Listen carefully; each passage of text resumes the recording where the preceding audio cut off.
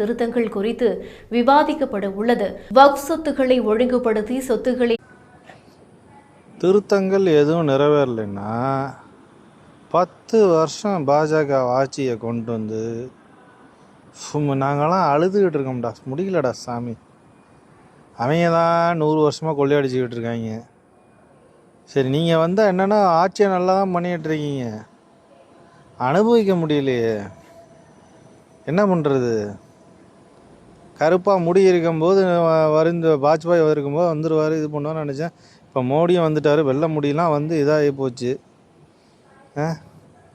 எப்போ தான் நேர்மையாக நாங்கள் வாழ்கிறதுக்கு சந்தோஷமாக நேர்மையான வாழ்க்கையை வாழ முடியும் அப்படிங்கிறது தெரில. மோடி வழி விடுவார், அண்ணாமலை வழி விடுவார் அப்படின்னு பார்த்தா தமிழக மக்களும் இந்த மீடியாவை நம்பி ஏமாந்து போய் இல்லை சட்டத்தை கொண்டு வரணுன்னா அதுலேயும் கொண்டு வர கஷ்டமாக இருக்குது. என்ன தான் பண்ணுறது எனக்கும் ஒன்றும் புரியலப்பா. உங்களுக்கு எதாவது தெரிஞ்சு